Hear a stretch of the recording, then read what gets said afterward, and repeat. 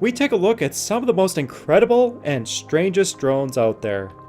We start off with the non-tilting cyclorotor. There have been quad cyclorotors before, but this is something entirely new.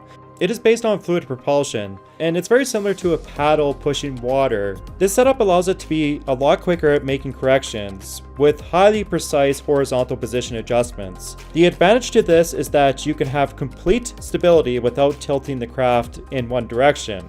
This means in FPV you can have total horizontal stability. The hexacopter itself is also a unique setup with a total payload of around 10 pounds. Applications include window cleaning, ultrasonic scanning, and even power line maintenance. We have seen single actuator monocopters from Arab Lab, which have flight controllers for full cyclic based stability. This new variant is definitely next level. It's able to separate in mid-air and able to change its flight traits in real time. The connectors allow for passive separation without the need for a dedicated actuator. It does this by harnessing variable centrifugal forces from controlled adjustments of the rotating speed of the craft. So just like a normal drone, it can go into any direction with full control. Ultimately, it is a highly configurable flying knife with future swarm capabilities. The next position is called the Mamba.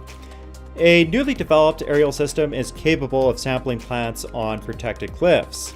It contains an actively controlled platform suspended by a long cable under a lifting drone. This decoupled platform allows it to move quickly in windy conditions. It has a built-in flight controller with 4 bidirectional actuators, meaning that the platform can move 4 meters away horizontally from the drone. The lifting platform is a DJI M300 with around 20 minutes of flight time.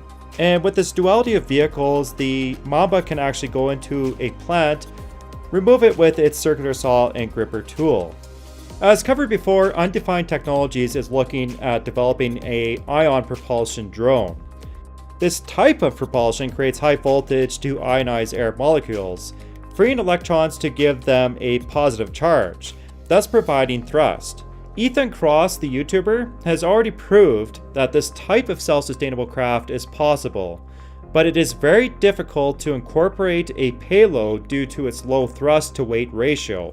Concurrently, this particular craft is obviously not solely powered by ion propulsion, but it is a hybrid utilizing one ducted fan in the center. The advantage to this is that it's quieter than a typical drone, with a target range of around 70 decibels. Currently, it can only fly for around 4 minutes in test flight, which will probably change in the future with advances in battery technology.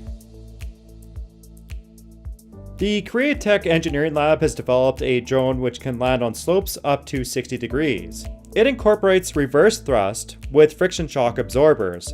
A small DC motor along with a lead screw can tighten or loosen these discs together, varying overall levels of friction. This means that the multicopter can land on very steep inclines with a high degree of accuracy.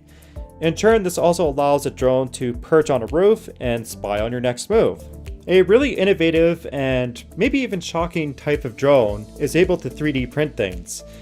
This integrated system incorporates a build drone which builds structures through additive manufacturing, with a nozzle which can move laterally in respect to the drone.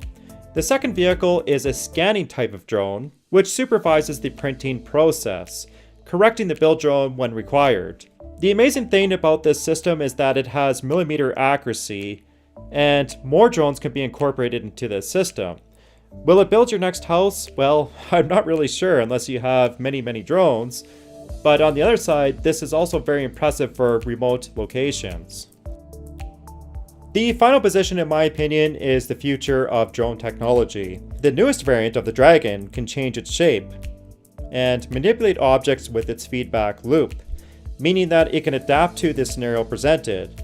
This includes carrying or moving objects, along with manipulating more complex things such as valves. It's able to do this by articulating and having vectored thrust.